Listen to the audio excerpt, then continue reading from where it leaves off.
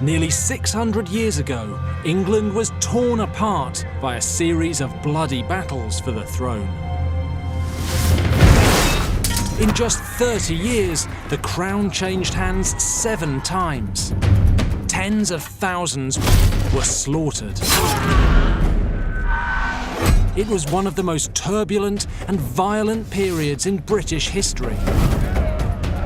It's known as the Wars of the Roses. In 1461, 6 years after the Wars of the Roses erupted, the imbecilic Henry VI, pretty much the weakest king England had ever known, had his throne snatched away by the young and charismatic Edward IV. The man who put him there was one of England's most powerful barons, Richard Neville, Earl of Warwick. The story goes that Warwick, the Kingmaker, turned bad, plunging the country into anarchy, and Edward had to destroy his mentor.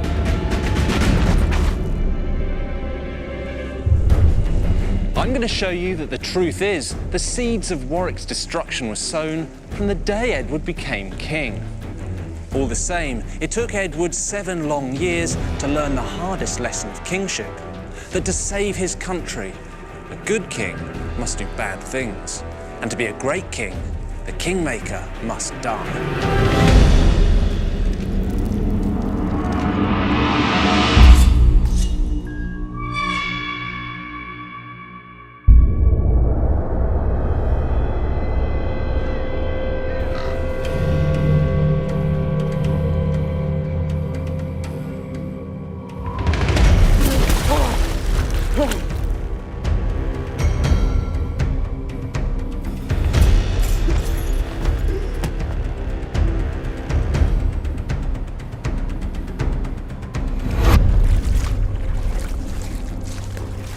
In the frozen bog of a Yorkshire field, the bloodiest battle ever fought on British soil is finally ending.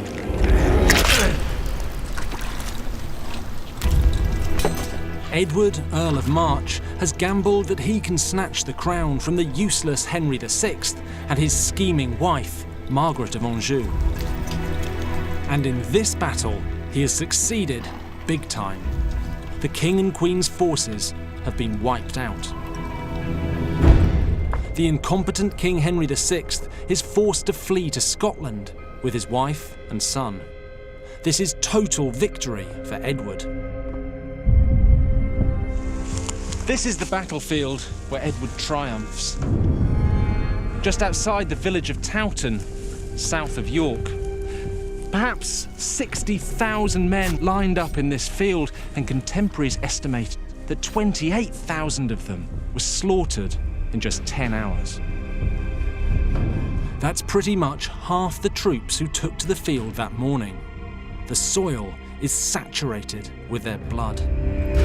Henry VI may still be alive, but the throne of England is now Edward's. Standing alongside him is the man who more than anyone else made it all happen. Richard Neville, Earl of Warwick, the Kingmaker.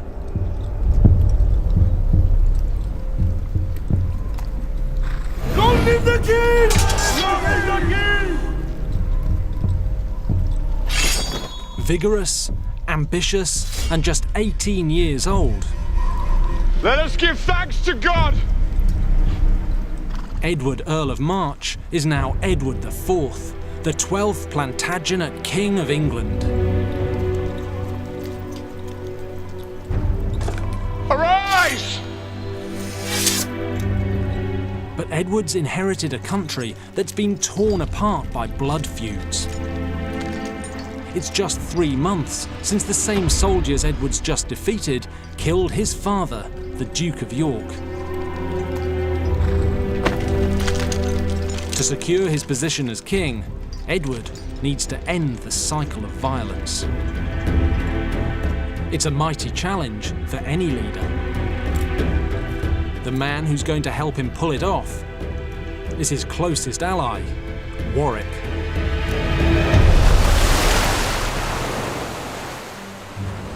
England is a hotbed of unrest. To stabilise it, one of Edward's first jobs is to snuff out trouble in the violent north. And of course, Warwick goes willingly to do it. This is Bamborough Castle in Northumberland, the freezing, rain-swept northern power base of Sir Ralph Percy, leading troublemaker and a staunch supporter of Henry VI and Queen Margaret. The dangerous Queen is in exile just across the Scottish border, barely 20 miles from Percy. Edward needs to make sure she won't be welcomed back if she tries to take revenge on him. So on Christmas Eve, 1462, after a siege lasting less than a month, Warwick burst into this castle and takes Percy prisoner. While Edward was fighting for the throne, Percy sided decisively with Margaret and Henry VI. That's now treason, and Percy should die. Instead, Edward offers him an extraordinary choice. He could have his head chopped off. Or, alternatively, he could come on side to Edward's cause and keep his castles, his land, and of course, his life. Decapitation or a life of luxury? It's not the toughest decision he's ever made. And this is Edward's big plan to secure his rule. Turn his enemies into allies. Build a broad alliance to bridge the fractured politics of England. And it seems to work. For the first time in more than 6 years, the country calms down. And Edward settles into the role of king. One man, more than any other, is responsible for Edward's success. Warwick's been the young king's mentor since long before Edward's father died. He's the go-to guy, the man who gets things done for the king. And he knows it. Warwick truly is the Kingmaker, Edward's right-hand man, and he wants it to stay that way.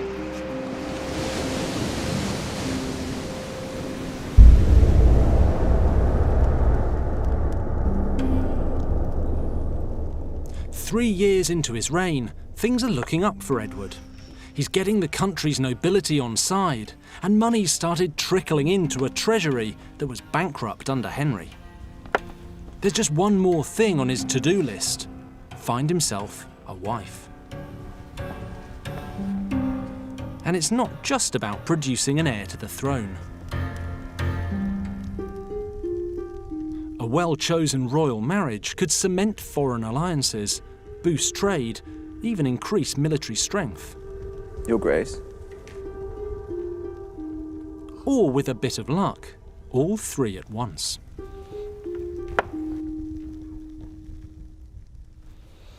As the king's right-hand man, Warwick believes there's only one man capable of picking a winning bride for Edward. Him. My pardon, Your Grace. May I take my leave, Your Grace, for the affairs of state of which we spoke?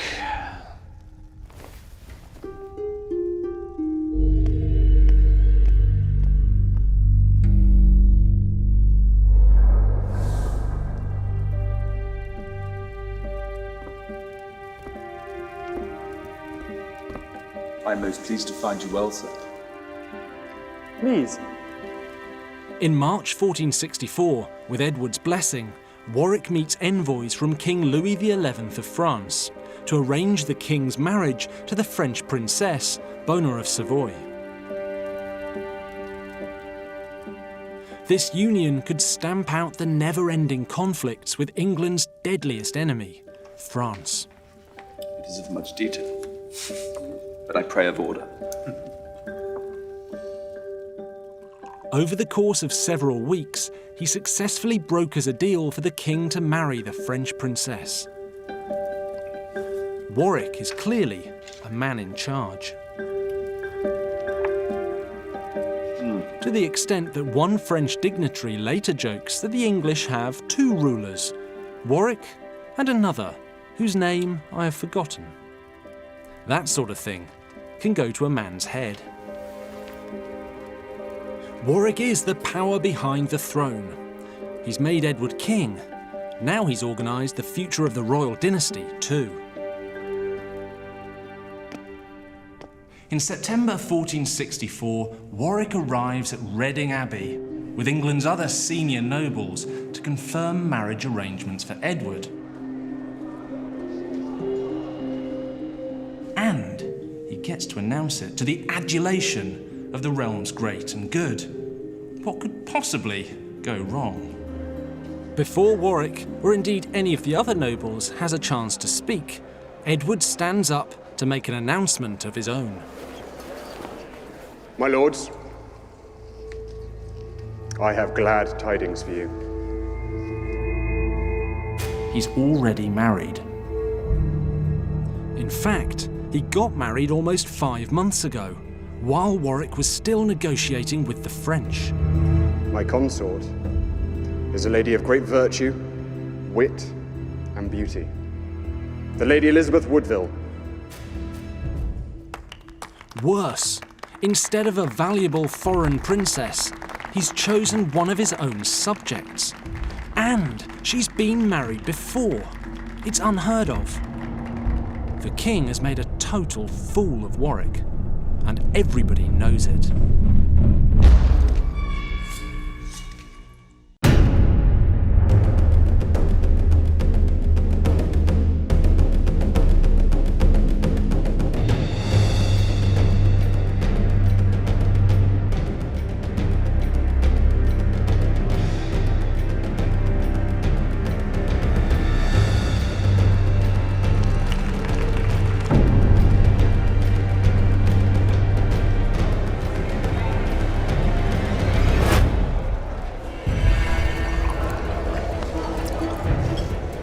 After the coronation ceremony, Edward celebrates and lays on a spectacular feast for his new queen. Edward may be pleased with his new bride, but in the eyes of Warwick and many of the other nobles, Queen Elizabeth's family is basically the enemy, because her father, Sir Richard Woodville, fought against Edward at Towton. Warwick feels so betrayed, he doesn't even make an appearance.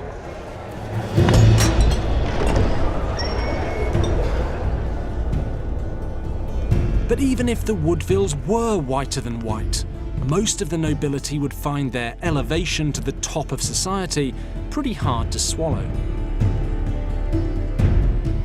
Elizabeth may be extraordinarily beautiful, but she's a widow. She already has 2 children, and she comes from a large family of extremely ambitious but very minor nobles. Edward IV, King of England, has basically married a chav. Elizabeth brings along her whole family to celebrate. That's 2 sons, 3 brothers, 6 sisters, her mum and dad, and her extended family. This looks less like a celebration for Edward and his new queen, more like a pitch invasion by the Woodvilles. Most of the senior nobility are pretty unhappy about what they see as a huge bunch of low-ranking opportunists muscling in on the well-established order.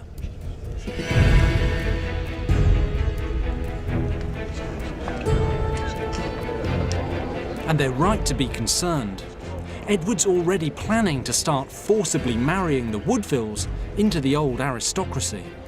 Elizabeth's 20-year-old brother John will end up married to the 65-year-old Countess of Oxford.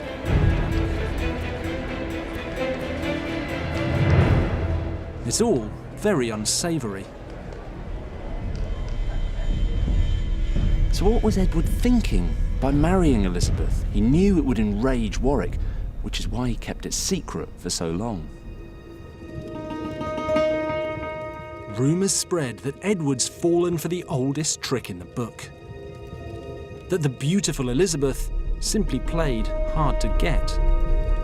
Apparently marriage was the only way he could bed her.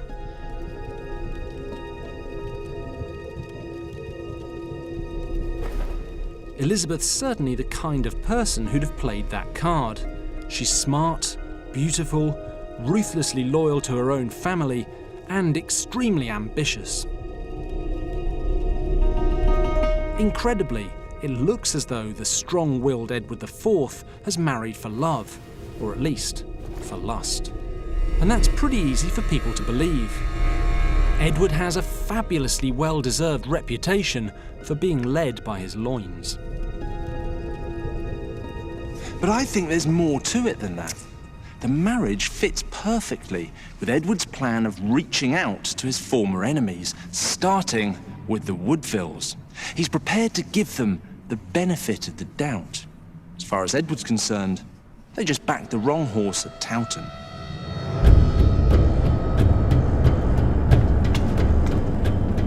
And in July 1465, 3 months after Elizabeth's coronation, Edward receives a late wedding present.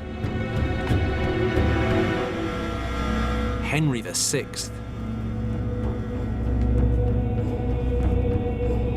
He's left exile in Scotland and been caught skulking around in the north of England. Edward has him locked up here at the Tower of London. But instead of having him executed, Edward maintains his policy of reaching out to his former enemies. So he orders that Henry's well treated. He's put up in the royal apartments. He's given good food and wine. He's even allowed visitors. Things seem to be going incredibly well for Edward. But he knows he's snubbed Warwick. And the king goes all out to make it up to him.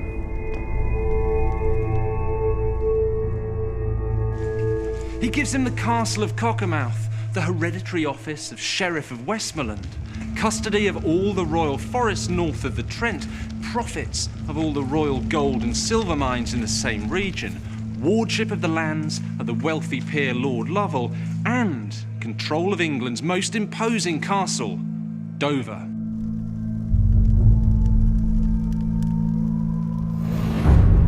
But Warwick already has money and land. What he wants, what he needs, is to be Edward's indispensable right-hand man, just as he's always been. And that's the one thing Edward can't give him. Warwick was the perfect ally for snatching the crown, ruthless and bold. But that's in the past. What England needs now is stability, not war. And that's why, from Edward's point of view, the Woodvilles are the future. They're an essential part of his plan for spreading royal influence into the rest of the nobility.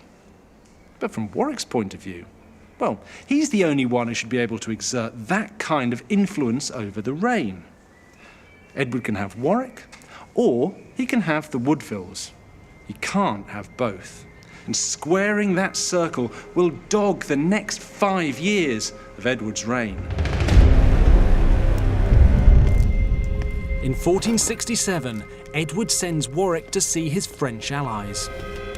Both Warwick and the French king, Louis XI, believe they are negotiating a lucrative new trade deal between the two countries. They're not. Edward just wants Warwick out of the way. I pray you are well, my lord. Thank you. Because he's about to humiliate him utterly.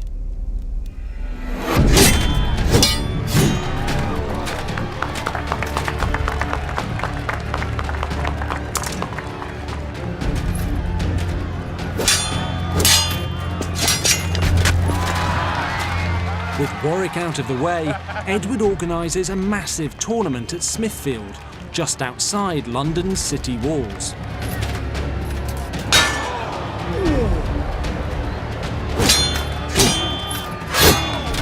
It has one purpose: to ally England with the Burgundians, the Woodvilles' favourites. Unfortunately, they just happen to be the mortal enemies of Warwick's pals, the French.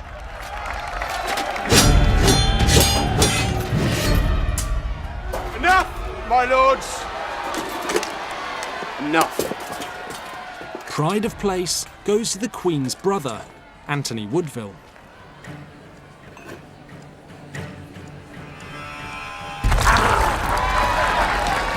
He's been fighting the guest of honour, the son of the Duke of Burgundy, in the tournament show fight.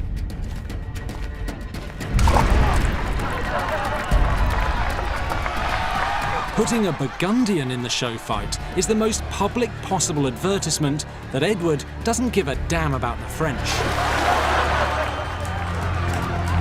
When the French discover that the English king is in bed with the hated Burgundians, they will know that Warwick has become utterly irrelevant. My king would most solemnly accept these terms. Many thanks. Edward has clearly made his choice. He's chosen the Woodvilles over Warwick. Warwick's supposed to be the king's right-hand man. Edward has made him look a fool. Again.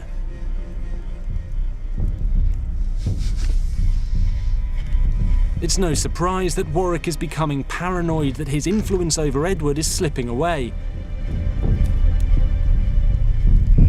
It is. Warwick's not the sort of man to disappear quietly into retirement, so he comes up with a plan to win back his influence with the king.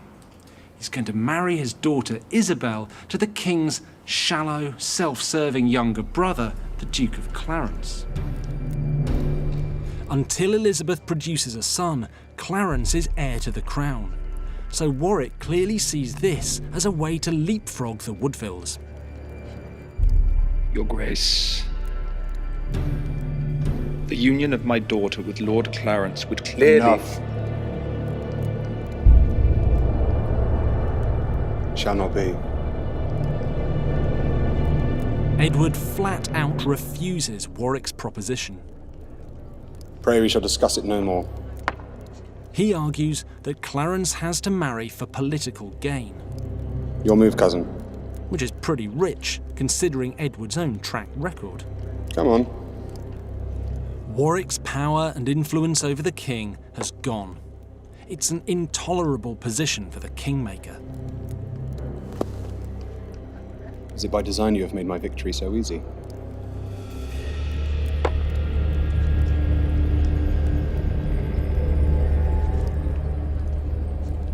If there's any doubt about who he blames for the rift, Warwick spells it out by refusing to attend a meeting of the King's Council in Coventry if the Queen's father, Lord Rivers, is present. Warwick hates the Queen's Woodville family with such a passion, he can't even stand to be in the same room as them. So, what's he going to do about it? Warwick doesn't have to wait long to take his revenge. Just 2 years after the tournament, tax riots break out across the north. Fueled by rumours that the Woodvilles are skimming off tax money for themselves. The riots threaten to tear apart the fragile peace that Edward has built up. And one man is poised to fan the flames and set the kingdom ablaze. Richard Neville, Earl of Warwick.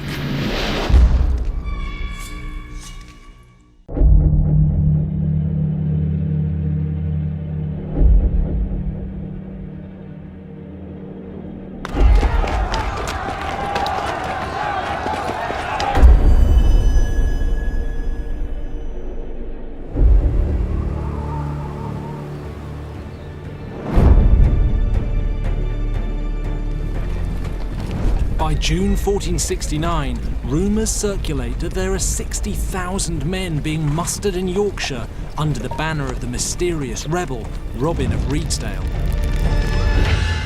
Chroniclers describe it as the Great Insurrection. Robin of Reedsdale has to be stopped. Suddenly, the king needs Warwick back in the game. On July the 9th, Edward writes to Warwick asking for his help. What he gets in return is a deafening silence.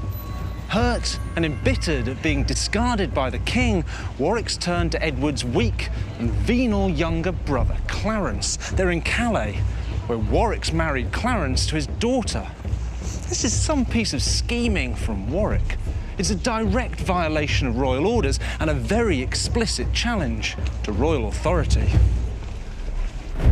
Edward writes to Warwick again almost immediately.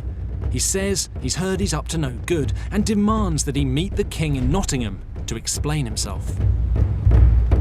Warwick and Clarence don't come.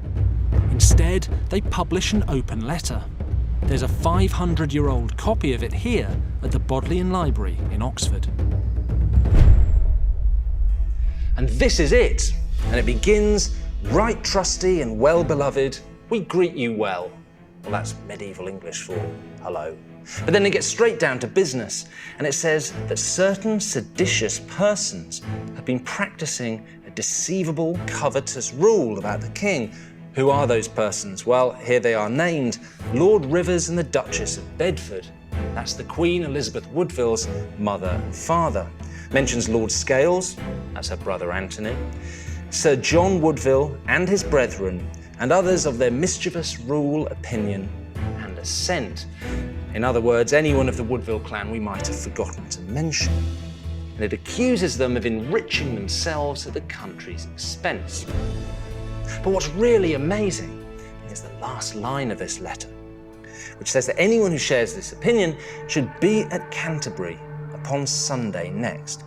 That's an open invitation to rebellion. So far from siding with the king, Warwick and Clarence are supporting the rebels. Or, if you want to put it another way, they've gone rogue.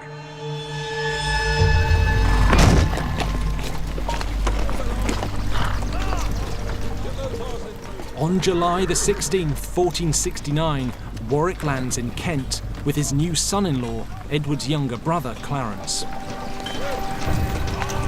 2 days later, they head north from London at the vanguard of an army. Publicly, Warwick tells anyone who'll listen that he's on Edward's side and is only trying to save his friend from the Woodvilles. How very selfless of him. In reality, with the king in Nottingham with a small army, Warwick's craftily creating a pincer movement. The king is caught between Warwick approaching from the south and Robin of Redesdale's men in the north. Warwick is going to war with the king. The confrontation on July the 26th is less of a battle and more of a rout. Warwick's forces annihilate the royalists, and Warwick brings Edward as a prisoner here to Middleham Castle.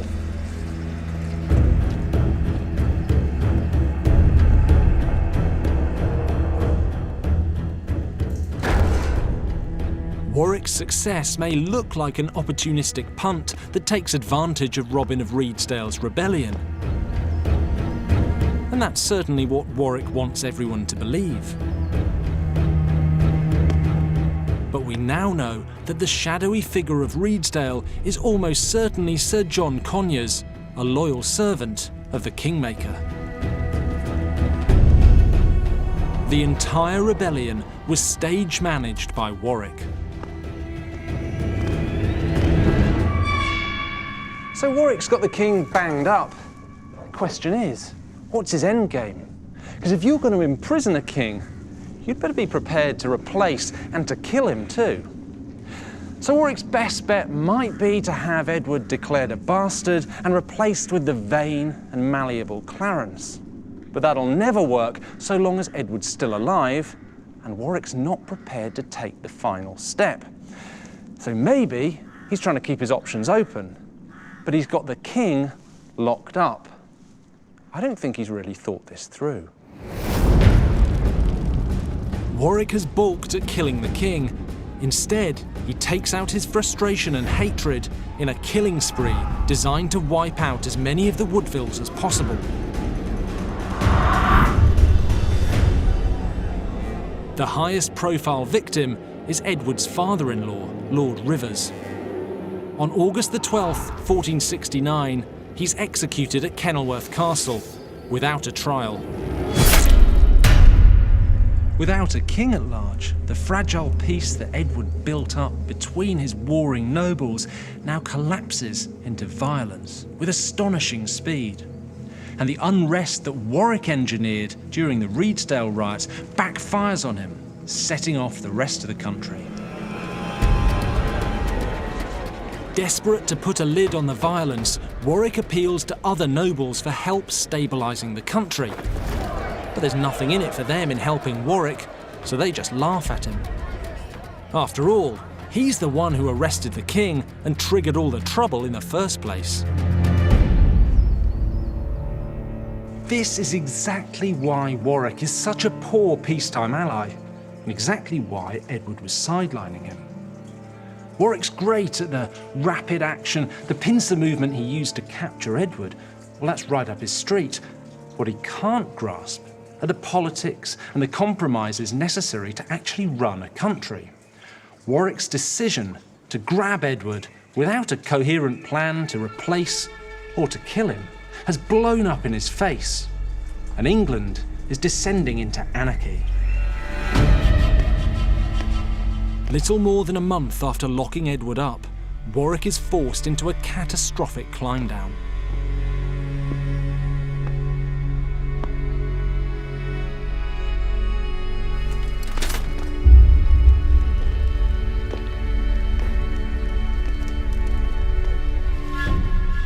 The word awkward probably doesn't do justice to the first meeting between Warwick and the king.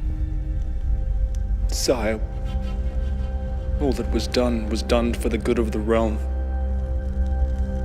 Edward's back in control of England. Astonishingly, he sticks to his policy of appeasing his enemies.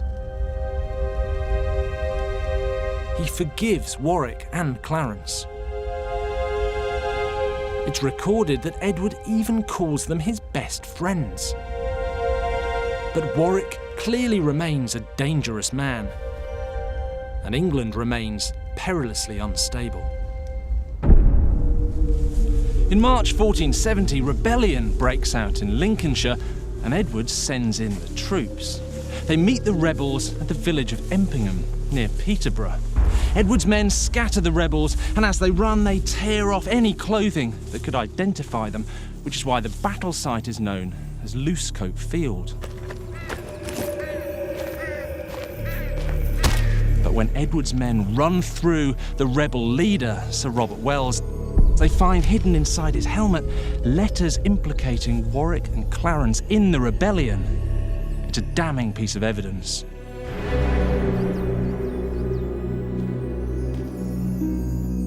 Edward can never trust them again.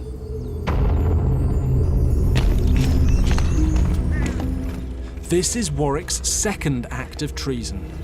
He's bull-headed, but he's not a fool. He knows the king will be coming for him, and this time there'll be no hugs and best buddies.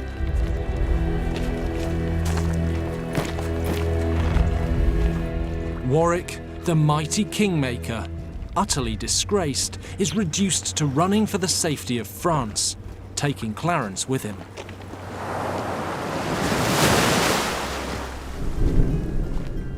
Warwick now has just two choices. He can live out his life in exile, or he can go large and try to wipe out Edward permanently. But to pull that off, he needs a powerful ally. Someone who, if it were possible, hates Edward even more than he does. Margaret of Anjou, wife of the previous king, Henry VI. My lord. The Duke of Clarence. Since her husband's capture nearly 10 years ago, she's been living in frustrated and powerless exile in her native France. My queen. Out of this meeting between the incensed Warwick and the furious ex-queen comes a breathtaking, outrageous plan. Kick Edward off the throne and replace him with Henry VI, the old king, currently locked up in the Tower. After all, Warwick's the Kingmaker, isn't he? He did it for Edward. Surely he can do it for Henry. Warwick lands on the Devonshire coast with a small, fast-moving army and heads north. Edward's near Doncaster when he's woken in the middle of the night and warned that enemy troops are just a mile away. Edward's troops are completely outnumbered. He can stand and fight, but the odds don't look good. Or he can run for it.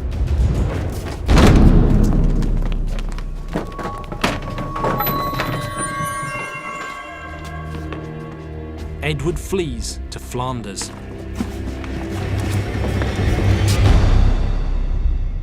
And as if that wasn't enough, Edward has been forced to abandon the woman who precipitated all his problems. Elizabeth Woodville, now pregnant again, has sought sanctuary here at Westminster Abbey. In October, after 10 years in captivity, Warwick releases Henry VI from the Tower. Long live the king!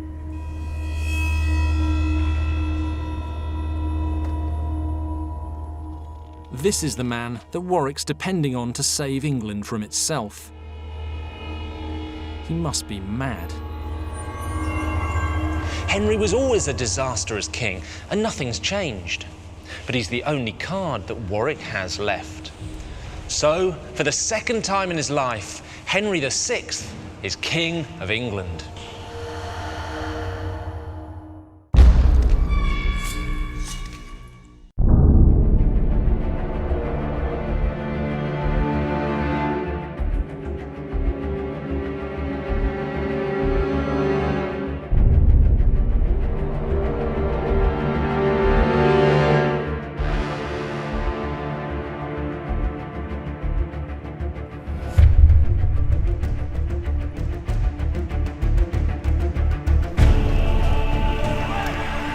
With thousands of men behind him, Edward heads south to London.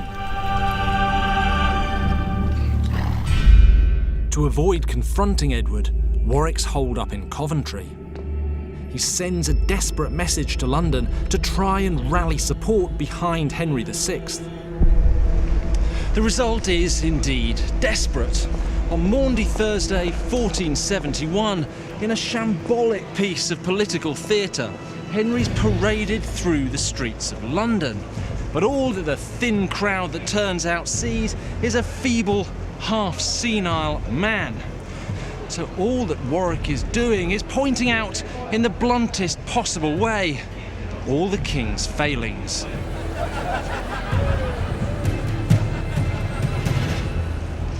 On the same day that Henry's paraded through the streets, Edward enters London at the head of an army. The contrast with the weak and feeble old king couldn't be more extreme. Edward's a strapping, energetic young man, the picture-perfect example of kingship. And whereas Henry's parade was greeted with derision, Edward's welcomed with universal acclaim. And the first thing he does is come here to St. Paul's to give thanks for his safe arrival. Then it's down to business. Edward heads across the river to Lambeth Palace, where Henry VI is waiting. My cousin of York.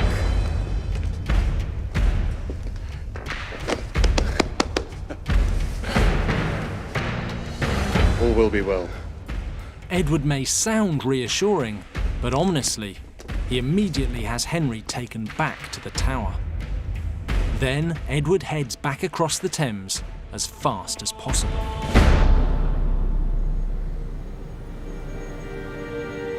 He comes here to Westminster Abbey to be reunited with his wife Elizabeth, who has been sheltering from Henry's men under the laws of sanctuary.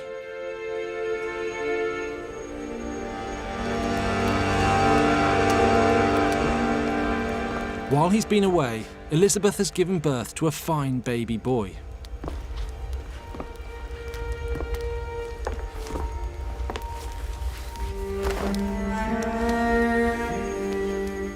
Edward has got his throne back, his wife back, and he's got a son and heir. He is King of England again. But he's learned the lessons of kingship the hard way.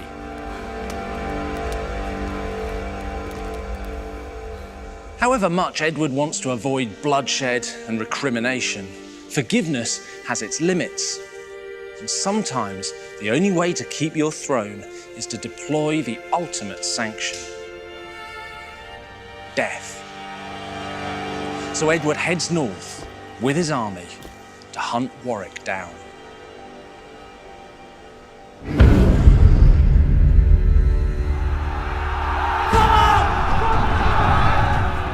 On April the 14th, 1471, Warwick and Edward go into battle one last time at Barnet. Just like at Towton, Edward and Warwick are in the thick of it. They must both know that only one of them can leave the field alive. Warwick throws 15,000 men into the fight, Edward 12,000. The odds favour Warwick, but confused by heavy fog, his army accidentally attacks itself. In the chaos, Edward's army overwhelms Warwick's men.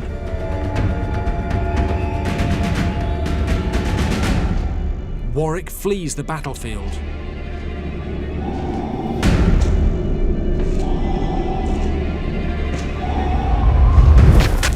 But he's hunted down like a dog by Edward's troops.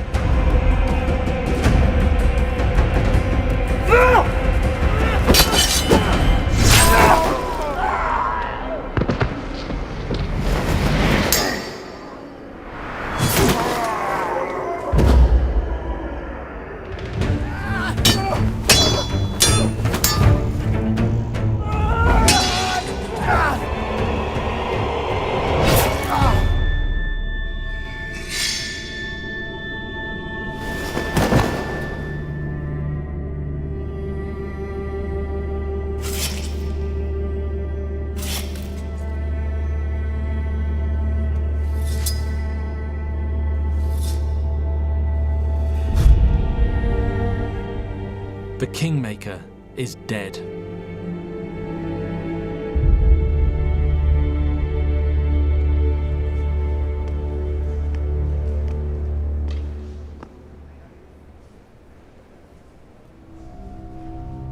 Edward has Warwick's body brought to London. It's stripped naked, except for a cloth covering the genitals, and it's put on display for everyone to see at the old medieval cathedral here in St. Paul's. Edward's sending a very simple, very plain message to the entire country. The new king has learned the old lessons. Your Grace. There will be no more forgiveness. Make sure it's done.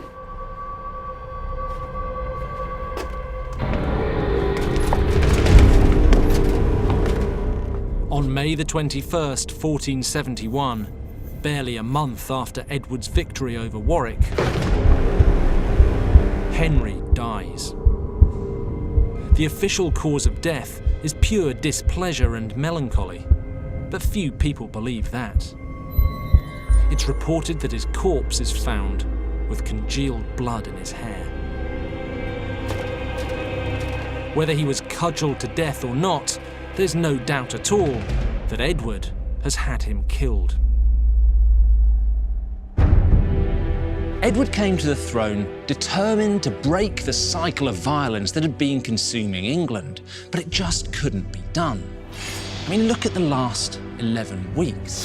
He's invaded England, raised an army, fought a brutal battle, killed his friend, and murdered a rival king. And that is the reality of medieval kingship. In the end, there was only ever one way that Edward was going to earn his crown: in blood. Next time, the most infamous story in the entire blood-soaked era. Richard III snatches the throne. The only obstacles are his own nephews, the princes in the Tower.